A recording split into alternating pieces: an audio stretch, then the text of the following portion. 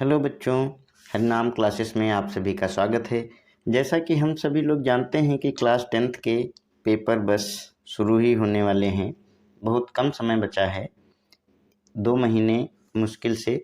इसलिए हम लोग मोस्ट इम्पॉर्टेंट क्वेश्चंस जो हैं उनका रिवीजन कर रहे हैं और इसी क्रम में हम आज लाए हैं साइंस के मोस्ट इम्पॉर्टेंट रिपीटेड क्वेश्चंस, जो कि हर बार परीक्षा में लगभग पूछे जाते हैं। ये मल्टीपल चॉइस क्वेश्चंस हैं जो आपको 20 नंबर के मिलते हैं। तो आइए उनका रिवीजन करें और ध्यान से पढ़ें। जब आप लोग इन क्वेश्चंस को पढ़ेंगे, इनको याद करके जाएंगे परीक्षा में, तो फिर आपको ध्यान में आएगा कि किस तरीके से हम लोगों ने वो क्वेश्चंस पढ़े थे, जिससे कि बहुत सारे क्वेश्चन आपको मिलेंगे, क्योंकि ये सारे बहुत ही रिपीटेड क्वेश्चन हैं और बार बार पूछे जाते हैं। तो आप लोग ध्यान से इसको देखिएगा और पढ़िएगा। तो देखते हैं, पहला क्वेश्चन है, मनुष्य में प्रमुख उत्सर्जी अंग है। तो देखिए, उत्सर्जन जो होता है वो वृक्क करता है। वैसे तो उत्सर्जन कई अंगों से होता है, त्वचा द्वारा भी उत्सर्जन होता है, लेकिन मुख्य जो उत्सर्जी अंग है वो हमारा वृक्क है। इसके बाद अगला क्वेश्चन है, एक पुष्प के स्त्री केसर के मध्य भाग को कहते हैं। तो पुष्प के जो स्त्री केसर का मध्य भाग होता है वो होता है वर्तिका। अगला क्वेश्चन देखते हैं, एक व्यक्ति दूर स्थित वस्तुओं को स्पष्ट रूप से देखने में असमर्थ है तो उसे दृष्टिदोष होगा। देखिए, ये जो दृष्टिदोष है, जब हमें दूर की वस्तु स्पष्ट रूप से यदि दिखाई पड़ती है तो फिर दूर दृष्टि दोष होता है। इसमें उल्टा होता है थोड़ा सा, वो प्रतिबिंब बनने पर निर्भर करता है। इसलिए आप लोगों को ये ध्यान रखना है कि यदि दूर की वस्तुओं को स्पष्ट रूप से देखने में असमर्थ है, नहीं देख पाता है, तो उससे कौन सा दृष्टि दोष होगा? निकट दृष्टि दोष। ये निकट दृष्टि दोष होगा। इसके बाद अगला क्वेश्चन है, शुक्राणुओं में ऑटोसोम्स की संख्या है। तो 23, 46, 44 और 26। तो कितनी है? 44। देखिए, ऑटोसोम्स और हेटेरोसोम्स 2 तरीके के होते हैं शुक्राणु। तो जो 23 जोड़े गुणसूत्र होते हैं उसमें जो 22 जोड़े होते हैं वो एक जैसे होते हैं और इसलिए उनको क्या बोला जाता है? ऑटोसोम्स। तो ये 44 हो जाते हैं, 22 जोड़ी मतलब 44। इसके बाद मनुष्य में प्रमुख उत्सर्जी अंग है। ये देखिए रिपीटेड हो गया। तो प्रमुख उत्सर्जी अंग वृक्क है, हम लोगों ने अभी पढ़ा भी था। इसके बाद है, एक आहार श्रृंखला में तीसरे पोषी स्तर पर हमेशा रहता है। तो देखिए, प्रथम स्तर पे कौन रहता है? उत्पादक, फिर प्राथमिक उपभोक्ता यानी शाकाहारी, और फिर तीसरे नंबर पे मांसाहारी। तो ये द्वितीयक उपभोक्ता मांसाहारी आ जाएंगे। और इसके बाद क्वेश्चन है, पौधों में कायिक प्रवर्धन के लिए कौन सा भाग अधिक अनुकूल होता है? तो पौधों में जो कायिक प्रवर्धन के लिए होता है वो होती है प्रकलिका। प्रकलिका जो है वो कायिक प्रवर्धन के लिए उत्तरदायी होती है। इसके बाद है, पित्त रस का श्रावण होता है। तो देखिए, पित्त रस जो होता है वो हमारा पित्ताशय में एकत्र होता है, लेकिन उसका जो निर्माण है वो यकृत में होता है और यकृत से लगा हुआ पित्ताशय होता है जिसमें ये पित्त रस एकत्र रहता है। तो इस चीज़ को बहुत ध्यान देना है कि पित्त रस का श्रावण जो है वो यकृत करता है, जबकि पित्ताशय उसको सुरक्षित रखता है, कंटेनर का काम करता है, वो उत्पादन उसका नहीं करता। ये ध्यान रखना आप लोगों को। निषेचन के पश्चात पुष्प का कौन सा भाग फल बनता है? तो देखिए, निषेचन के पश्चात जो अंडाशय है वही पुष्प का जो अंडाशय होता है वो फल में परिवर्तित हो जाता है। तो 9 क्वेश्चंस हैं, आगे देख लेते हैं। अगला जो हमारा क्वेश्चन है वो है, जैविक घटकों में आते हैं। तो जैविक घटक में देखिए, उत्पादक आते हैं, उपभोक्ता आते हैं और अपघटक आते हैं। तो यही पहला वाला क्वेश्चन सही होगा। उत्पादक अपघटक है, उपभोक्ता अपघटक है, लेकिन तीनों आते हैं। अगला क्वेश्चन है, रिपीटेड फॉर्म में पूछा जाता है, बकमिनिस्टर फुलरीन एक अपर रूप है। किसका अपर रूप है ये? कार्बन का। बकमिनिस्टर फुलरीन कार्बन का अपर रूप है। अगला क्वेश्चन है, वह प्रक्रिया जिसके कारण चांदी पर काली परत और तांबे पर हरी परत चढ़ जाती है, तो ये कौन सी प्रक्रिया होती है बच्चों? ये होती है संक्षारण। ये होती है संक्षारण, जिसके कारण चांदी पर काली परत चढ़ती है और तांबे पर हरी परत चढ़ जाती है। अगला क्वेश्चन देखते हैं। अगला क्वेश्चन है, सल्फर डाइऑक्साइड का जलीय विलयन होता है। तो देखिए सल्फर डाइऑक्साइड जो होता है वो अम्लीय होता है, तो इसका जलीय विलयन अम्लीय है।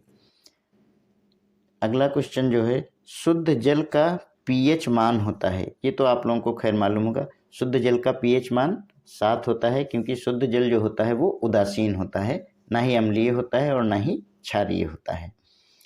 अगला क्वेश्चन है, जस्ता धातु जो है HCl से क्रिया करके कौन सी गैस निष्कासित करती है?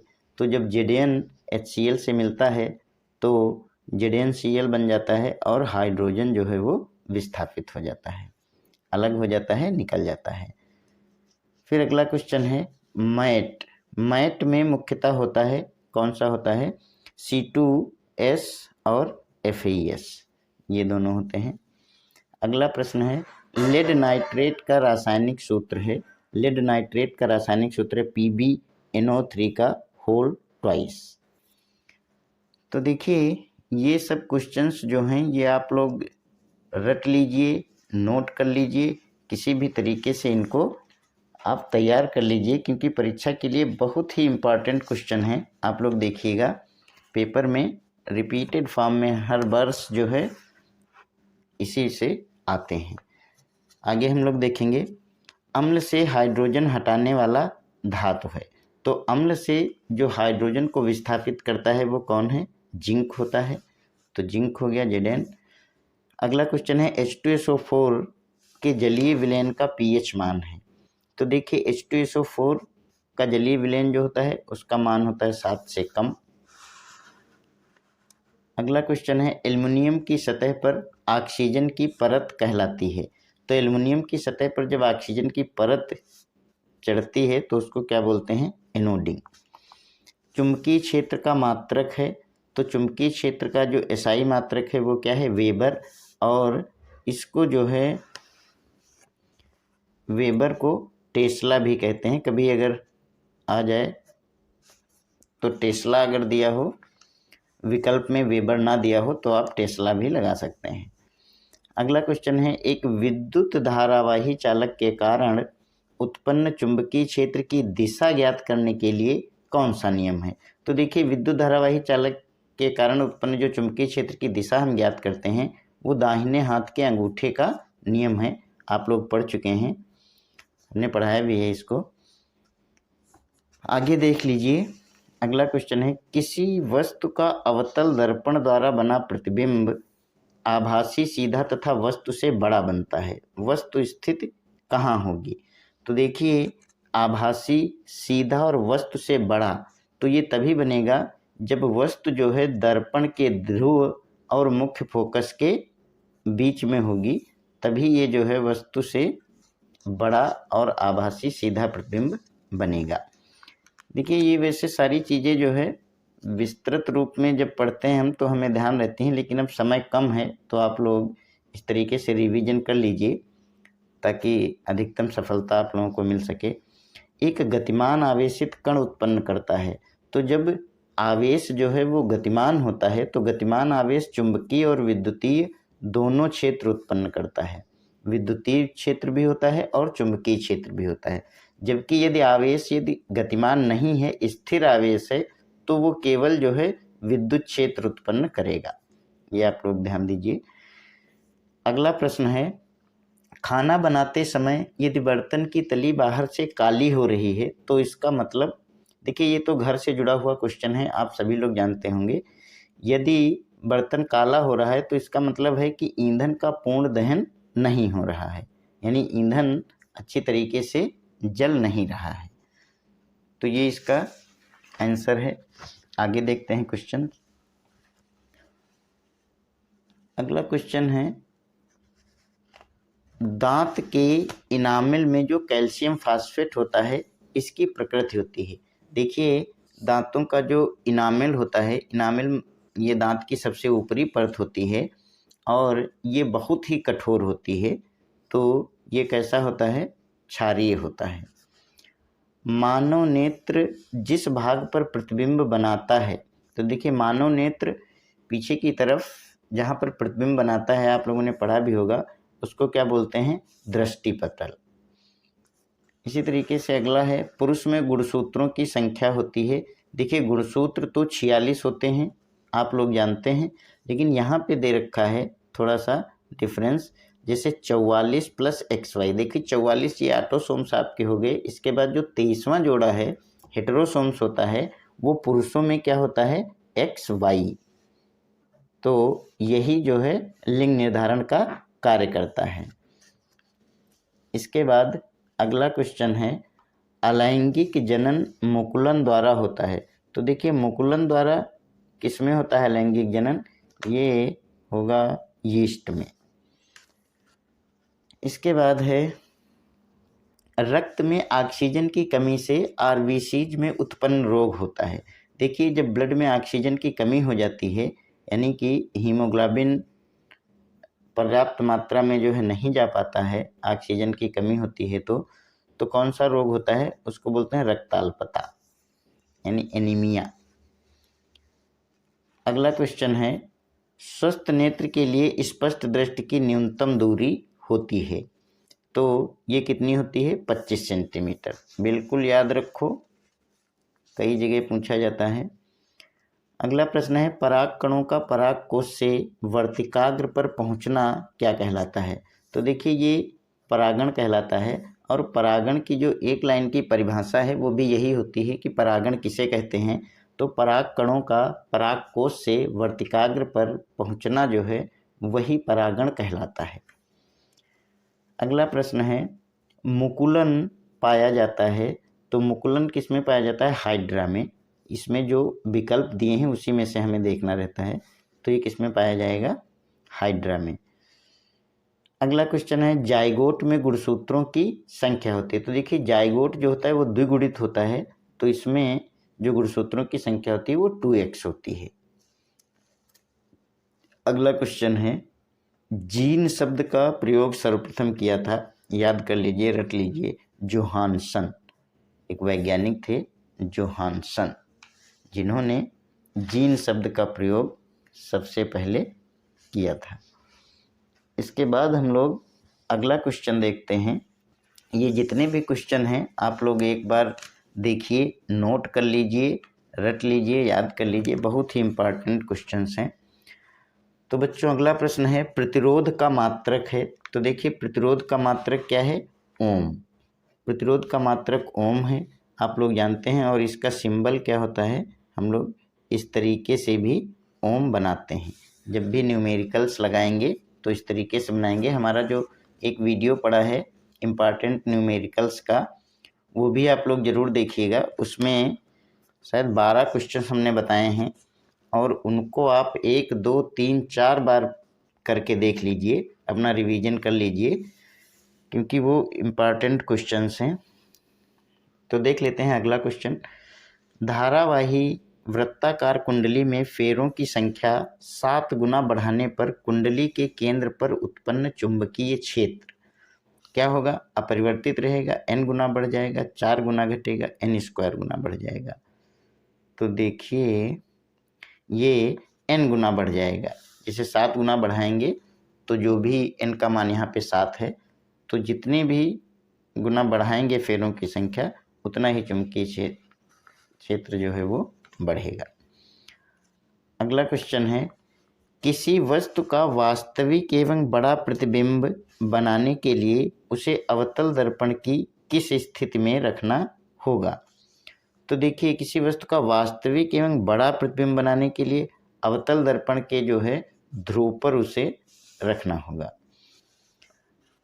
अगला क्वेश्चन है, विद्युत धारा I जो होती है, करंट होता है, उसका मापन करते हैं किसके द्वारा? विद्युत मोटर, वोल्ट मीटर, अमीटर, धारा मापी। तो धारा मापी में अमीटर जो होता है उससे विद्युत धारा का मापन हम लोग करते हैं।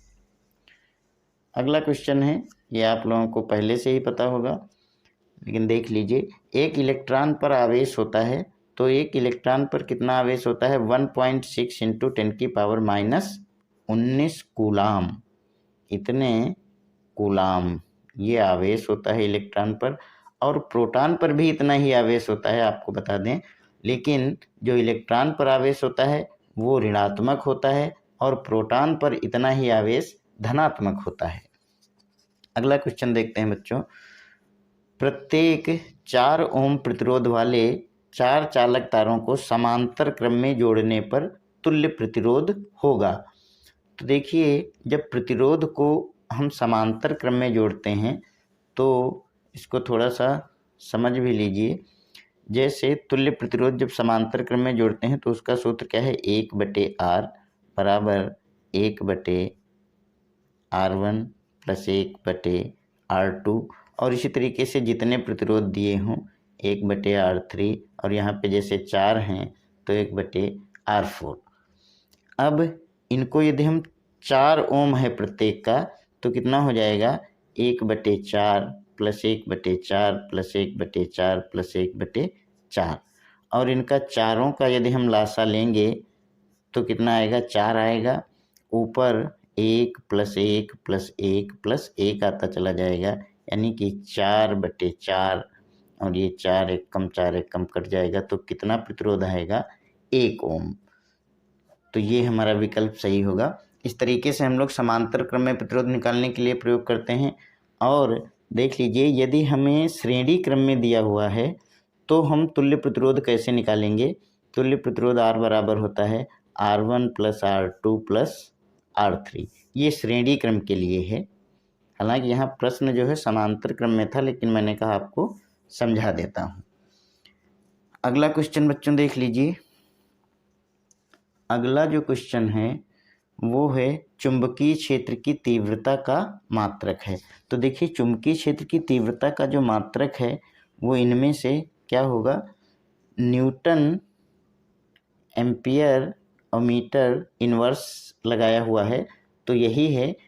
इसको ऐसे भी लिख सकते हैं, आप लोगों ने हो सकता है इसी तरीके से पढ़ा हो, न्यूटन प्रति एम्पियर इंटू मीटर। तो यहाँ पे ये प्रति ना लिख करके, बटे ना लिख करके सीधा लिख दिया है, तो ये ऊपर जाएगी तो इसकी पावर क्या हो जाएगी? a की पावर -1 और m की पावर -1, यानी ये यही लिखा हुआ है न्यूटन प्रति एम्पियर इंटू मीटर। ये भी वही है, ये भी वही है, और ये भी वही है। तीनों एक ही बात है, बस लिखने का तरीका अलग अलग है। तो आप लोग ध्यान दीजिएगा थोड़ा सा। अगला क्वेश्चन देखते हैं बच्चों।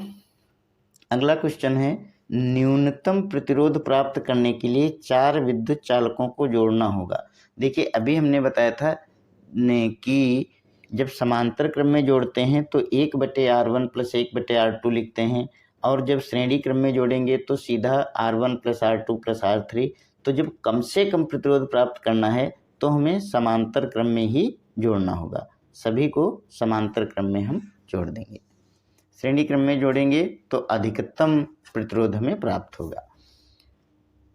अगला क्वेश्चन है बच्चों, निम्न में कौन सा पदार्थ लेंस बनाने में प्रयोग नहीं हो सकता? तो किसका प्रयोग नहीं हो सकता है लेंस बनाने में? देखिए, प्लास्टिक का भी प्रयोग हो सकता है, कांच का भी हो सकता है, जल का भी हो सकता है। बस क्या है कि मिट्टी का प्रयोग नहीं हो सकता लेंस बनाने के लिए। आगे बढ़ते हैं बच्चों।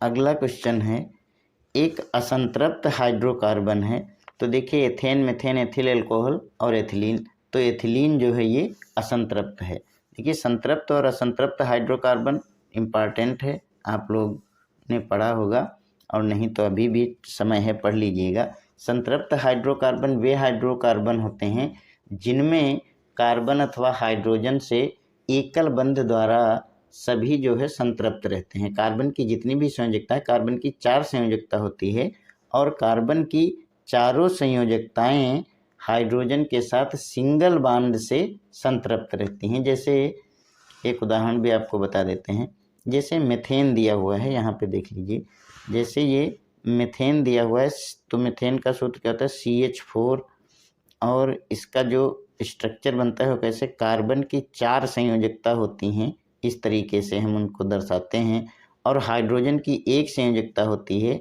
तो 4 हाइड्रोजन जो है वो कार्बन से इस तरीके से जुड़े रहते हैं। ये सिंगल बॉन्ड है। और जब ऐसी कंडीशन आ जाए कि पर्याप्त हाइड्रोजन उपलब्ध ना हो और कार्बन कार्बन के बीच में डबल बॉन्ड लगाना पड़ जाए, तब फिर क्या होगा, असंतृप्त हाइड्रोकार्बन उसको बोलेंगे। अगले किसी वीडियो में हम हाइड्रोकार्बन पर ही एक वीडियो बनाएंगे, तो आप लोग उसको आसानी से समझ लीजिएगा। अगला क्वेश्चन देख लीजिए, निम्न में से कौन धातु अम्ल से हाइड्रोजन विस्थापित करती है? तो कौन सी धातु? जिंक। जिंक होती है बच्चों, वो हाइड्रोजन विस्थापित करती है। अभी शायद एक क्वेश्चन है जिसमें कि विस्थापन अभिक्रिया का, तो उसमें हम समझा देंगे आपको। इसके बाद अगला क्वेश्चन है, प्रोपेन का रासायनिक सूत्र है। तो देखिए प्रोपेन का रासायनिक सूत्र ये क्या होता है, CnH2n+2, यानी कि कार्बन जितना भी है, हाइड्रोजन उससे 2 गुना और +2, इतना जोड़ देंगे तब होगा। तो इस तरीके से प्रोपेन का रासायनिक सूत्र क्या होगा, C3H8। अगला क्वेश्चन देख लीजिए, प्रयोगशाला में सर्वप्रथम बनने वाले यौगिक का नाम। तो प्रयोगशाला में सबसे पहले जो यौगिक बना था वो बना था बच्चों यूरिया। अगला क्वेश्चन है, निम्न में से कौन सी धातु हाइड्रोजन विस्थापित नहीं करती है? पीछे क्वेश्चन था कि कौन सी धातु हाइड्रोजन विस्थापित करती है, तो वो जिंक करती थी। और कौन सी धातु हाइड्रोजन विस्थापित नहीं करती है, तो वो है बच्चों कॉपर। कॉपर जो है वो हाइड्रोजन विस्थापित नहीं करती है। अगला क्वेश्चन है, एक विलयन में हाइड्रोजन आयन का सांद्रण 1 × 10⁻⁷ मोल प्रति लीटर है, विलयन का pH मान होगा। तो देखिए pH मान कितना होगा, जब 10⁻⁷ मोल प्रति लीटर है तो 7 ही विलयन का pH मान होगा। ये देख लीजिए, ये एक अभिक्रिया है, Fe2O3 + 2Al = Al2O3 + 2Fe। अब इस अभिक्रिया को देख करके हम थोड़ा सा समझ लेंगे। देखिए यहाँ पे ये फेरस है, लोहा ऑक्सीजन के साथ जुड़ा हुआ था, और इसमें 2Al एल्युमिनियम के साथ इसकी अभिक्रिया कराई गई। तो क्या हुआ, एल्युमिनियम ने देखिए जो आयरन था उसको क्या कर दिया, विस्थापित कर दिया, हटा दिया, उसके साथ जुड़ गया और उसको बाहर कर दिया। तो ये कैसी अभिक्रिया कहलाएगी, विस्थापन अभिक्रिया। ये विस्थापन अभिक्रिया होती है जो जुड़ करके स्वयं जुड़ती है और दूसरे तत्व को क्या है, विस्थापित कर देती है। आगे देख लीजिए, श्याम श्वेत फोटोग्राफी जो कि होती है, आप लोग जानते हैं, ब्लैक एंड वाइट जिसको बोलते हैं, इसमें प्रयुक्त होता है, क्या प्रयुक्त होता है, AgCl। अगला क्वेश्चन है हमारा, कैल्शियम फास्फेट का रासायनिक सूत्र है। तो देखिए कैल्शियम फास्फेट का रासायनिक सूत्र क्या होता है, Ca3PO4 का होल ट्वाइस। ये सभी आप लोगों को रट लेने हैं ताकि एग्जाम में आप लोग अच्छा सा करके आएँ, अच्छी स्कोरिंग हो आप लोगों की। कुछ क्वेश्चंस और हैं, देख लेते हैं हम। अभी इसका एक हम सेकंड पार्ट भी बनाएंगे। ये मल्टीपल चॉइस क्वेश्चंस आपके जो 20 हैं, ये हम आप लोगों को 200-300 क्वेश्चंस देंगे, और मोस्टली उम्मीद ये है कि आपको 20 के 20 क्वेश्चन इससे मिल जाएंगे। आपको कहीं भी भटकने की ज़रूरत नहीं पड़ेगी, बस आप लोग जो है ध्यान से देखिएगा। यौगिक CH3CH2CHO का नाम है। तो देखिए ये CH3CH2CHO, देखिए CHO ग्रुप जिसमें जुड़ा होता है, CHO जुड़ा होता है, वो क्या होता है, अल। तो ये कौन सा हो जाएगा, ये हो जाएगा प्रोपेनॉल। चिप्स की थैली में भरी जाने वाली गैस है। चिप्स की थैली आप सभी ने देखी होंगी। चिप्स का पैकेट जो होता है एकदम फूला हुआ भरा हुआ रहता है, और जिससे अंदर की चिप्स जो है उसमें गैस भरी होती है, कौन सी, नाइट्रोजन। इसके कारण चिप्स जो है एकदम कुरकुरा सा बना रहता है। आगे देख लीजिए, कार्बन को वायु में जलाने पर कार्बन डाइऑक्साइड का बनना उदाहरण है। तो ये किसका उदाहरण है? ये भी विस्थापन अभिक्रिया का उदाहरण है। निम्न में से असंतृप्त हाइड्रोकार्बन है, तो असंतृप्त हाइड्रोकार्बन कौन है? C2H4। अभी हमने आपको बताया था कि जब कार्बन के साथ हाइड्रोजन जो है पर्याप्त मात्रा में नहीं मिलते हैं और उनको सिंगल बॉन्ड की जगह कार्बन को डबल बॉन्ड लगाना पड़ता है, तो वो असंतृप्त होते हैं, संतृप्त नहीं हो पाते हैं। एक मिनट देख लीजिए, C2H4 यानी 2 कार्बन है, इसको हमने सिंगल बॉन्ड से जोड़ा। यहाँ पे 4 हाइड्रोजन है, तो हम 2-2 हाइड्रोजन इनसे जोड़ देते हैं। हाइड्रोजन का सिंगल बॉन्ड होता है, यानी हाइड्रोजन की संयोजकता 1 होती है। अब देख लीजिए, कार्बन की 4 संयोजकता है, क्या कार्बन की चारों संयोजकताएं हुई? एक यहाँ हुई, 2 और ये 3, यहाँ 1, 2 और 3। तो अब क्या करेंगे, अब इसकी एक जो संयोजकता बची वो फिर कार्बन कार्बन के बीच में सिंगल बॉन्ड की जगह डबल बॉन्ड लगाना पड़ेगा। अब ये कार्बन की संयोजकता कितनी? चारों आ गई, 2, 3, 4।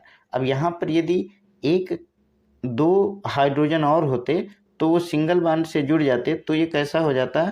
तो ये हो जाता संतृप्त हाइड्रोकार्बन। और यहाँ पर पर्याप्त हाइड्रोजन नहीं है, कार्बन कार्बन के बीच में डबल बॉन्ड लगाना पड़ रहा है, इसलिए बच्चों ये कैसा है? असंतृप्त हाइड्रोकार्बन है। आगे देख लेते हैं। स्वस्थ नेत्र के लिए दूर बिंदु स्थित होता है। देखिए, जो स्वस्थ नेत्र होती है उसका दूर बिंदु जो है वो अनंत पर होता है, और न्यूनतम जो दूरी होती है वो भी पीछे हमने बताई भी है, 25 सेंटीमीटर होती है। और दूर यदि हमें कभी भी आप देखिए, ये सूरज है, चांद है, तारे हैं, ये भी हम लोग उचित यदि कंडीशंस रहे तो हम अपने ऊपर जब देखते हैं तो हम देख सकते हैं। तो इससे ये भी सिद्ध भी होता है कि अनंत तक कितनी दूरी पर सूर्य स्थित है फिर भी हम उसे देख पाते हैं। तो इसलिए दूर बिंदु जो होता है वो अनंत पर होता है। अच्छा, तो बच्चों अगला क्वेश्चन है, TH मार्गन ने आनुवांशिक प्रयोग किस पर किए थे?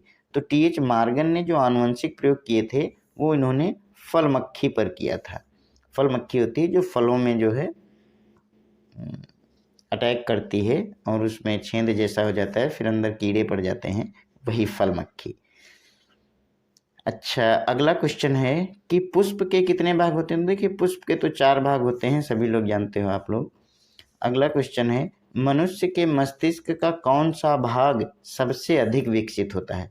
तो मनुष्य के मस्तिष्क का जो प्रमस्तिष्क होता है, सेरिब्रम जिसको बोलते हैं, ये सबसे अधिक विकसित होता है, क्योंकि सबसे ज़्यादा काम हम लोग इसी से लेते हैं, प्रमस्तिष्क से ही। जितना भी सोचना समझना बुद्धि का काम है वो सब सेरिब्रम से ही होता है। निम्न में से प्यूरिन क्षारक है, प्यूरिन क्षारक कौन सा है? Thiamine, cytosine, guanine, adenosine. तो ये क्या है? ग्वानिन है। ये सब जो है बेस होते हैं, क्षार होते हैं, जो कि जीन्स और DNA में पाए जाते हैं, जुड़े रहते हैं। तो ग्वानिन जो होता है सामान्य रूप से ऊर्जा घर कहलाता है। ये तो आप लोग बहुत दिन से पढ़ते आ रहे होंगे। तो ऊर्जा घर किसको कहते हैं? माइटोकॉन्ड्रिया। माइटोकॉन्ड्रिया को कोशिका का ऊर्जा घर कहा जाता है, और इसमें कोशिका की जितनी भी ऊर्जा होती है वो माइटोकॉन्ड्रिया में ही रहती है, एकत्र रहती है। अगला क्वेश्चन है, सामान्य मनुष्य के मस्तिष्क का भार होता है। तो बच्चों, सामान्य जो मनुष्य है उसके मस्तिष्क का भार होता है 1300 से 1400 ग्राम। अभी देख लेते हैं, कुछ क्वेश्चंस और हैं। ये 80 क्वेश्चंस आप लोगों के लिए हमने ढूंढ के बनाए हैं। ये मोस्ट इम्पॉर्टेंट क्वेश्चंस हैं, और कभी भी आप पुराने पेपर उठा के देख लीजिएगा, इनमें से बहुत क्वेश्चन रिपीट होते हैं। अगला क्वेश्चन देख लीजिए, मस्तिष्क का कौन सा भाग बुद्धि एवं स्मरण शक्ति का केंद्र है? तो देखिए, अभी बताया था प्रमस्तिष्क पढ़ा था, वही जो है बुद्धि स्मरण और शक्ति का केंद्र, इसीलिए वही सबसे विकसित होता है। द्वार कोशिकाएं पाई जाती हैं। देखिए, द्वार कोशिकाएं पाई जाती हैं जो पौधे के वायवीय भाग होते हैं, जहाँ पर रंध्र होते हैं वहाँ पर पाई जाती हैं। तो इनमें कौन सा होगा? वात रंध्र। रंध्र में ये द्वार कोशिकाएं पाई जाती हैं जो कि खुलती और बंद होती हैं। ये प्रक्रिया इनमें होती है जल की उपलब्धता के आधार पर। अच्छा, अगला क्वेश्चन देखते हैं बच्चों। आँखों में प्रवेश करने वाले प्रकाश की मात्रा को नियंत्रित करता है नेत्र लेंस, कार्निया, दृढ़पटल, पुतली। तो ये कौन नियंत्रित करता है? पुतली। देखिए, पुतली जो होती है ये प्रकाश को नियंत्रित करती है, और जब हम अधिक प्रकाश में जाते हैं तो ये पुतली क्या हो जाती है? पुतली जो है छोटी हो जाती है और कम से कम प्रकाश को अंदर जाने देती है, और इसीलिए जब हम अंधेरे में जाते हैं तो ये पुतली जो होती है ये हमारी बढ़ जाती है, चौड़ी हो जाती है। ये आप लोग अपना प्रयोग करके भी देख सकते हैं अपने साथ ही। अगला क्वेश्चन है बच्चों, हीमोग्लोबिन महत्वपूर्ण भूमिका निभाता है। तो देखिए, हीमोग्लोबिन जो ब्लड में होता है, हीमोग्लोबिन जैसे हम लोग चेक भी करवाते हैं तो कहते हैं देखिए कितना हीमोग्लोबिन है, तो वो श्वसन में बहुत ही महत्वपूर्ण भूमिका निभाता है। श्वसन में क्या होता है कि जो ऑक्सीजन होती है वो हीमोग्लोबिन के साथ ही जुड़ करके तब शरीर के विभिन्न कोशिकाओं तक पहुंचती है। अगला क्वेश्चन है, मनुष्य में मेरुरज्ज से निकलने वाली तंत्रिकाएं होती हैं। मेरुरज्ज जो होती है उससे कितनी तंत्रिकाएं निकलती हैं? तो वो होती हैं बच्चों 31 जोड़ी, 31 पेयर्स। अगला क्वेश्चन है, निषेचन के दौरान परागण से निकलने वाली पराग नलिका सामान्यतः किसके द्वारा बीजांड में प्रवेश करती है? तो ये जो पहुंचती है बीजांड में, ये जो है अंड द्वार होता है, अंड द्वार से जो है होकर के ये पहुंचती है बीजांड में। अगला क्वेश्चन है, लास्ट क्वेश्चन है इस वीडियो का। अभी सेकंड पार्ट में हम आपको और क्वेश्चन देंगे, वो भी आप लोग रिवीजन करिएगा। देख लीजिए, मानव नेत्र अभिनेत्र लेंस की फोकस दूरी को समायोजित करके भिन्न दूरियों पर रखी वस्तुओं को फोकस कर सकता है, इस गुण को कहते हैं। तो इसको क्या कहते हैं? समंजन क्षमता। बच्चों, समंजन क्षमता क्या होती है? देखिए, हमारा जो मानव नेत्र है, हम लोग जैसे पास देख रहे हैं तो हम पास अपनी दृष्टि कर लेते हैं तो पास का स्पष्ट देख सकते हैं, और कभी जब हम दूर देखना चाहें तो हम आँखें नज़रें ऐसे उठाते हैं और देखते हैं तो हमें दूर की चीज़ दिखाई पड़ती है, अगल बगल का दिखाई तो पड़ता है लेकिन उतना स्पष्ट दिखाई नहीं पड़ता है। तो ये हमारी आँख की समंजन क्षमता है, और ये हमारी जो आँख है इसमें लेंस होता है, यानी इसको भी जो है लेंस जो होते हैं हम लोग पढ़ते हैं, तो यही एक ऐसा लेंस है, हमारी आँख ही ऐसा प्रकाशिक लेंस है जो कि स्वयं ही इसमें समंजन क्षमता होती है। अदरवाइज चाहे सूक्ष्मदर्शी हो, दूरदर्शी हो, उसमें भी हमें जो क्षमता है इसकी देखने के लिए उसको आगे पीछे सरका करके सेट करना पड़ता है। तो बच्चों, आज के लिए इतना ही। आप लोगों का धन्यवाद, और यदि आप लोगों को वीडियो अच्छा लगा है तो प्लीज़ इसे लाइक, शेयर और ज़रूर करिएगा। कमेंट भी दीजिएगा जैसा भी आपको लगता है, और अपने मित्रों को भी इसे ज़रूर शेयर करिएगा और बताइएगा, और हमारे चैनल को सब्सक्राइब भी कीजिएगा। अभी हमारा नया चैनल है और काफ़ी एक्सपीरियंस से जो है हमने ये क्वेश्चंस एकत्र किए हैं। काफ़ी दिनों से हम पढ़ाते हैं ऑफलाइन, ऑनलाइन मैंने अभी वीडियो बनाना शुरू किया है। तो आप लोग प्लीज़ जो है इसे और भी दूसरे बच्चों तक पहुंचाइएगा, अपने जो मित्र हैं, और देखिएगा। तो धन्यवाद।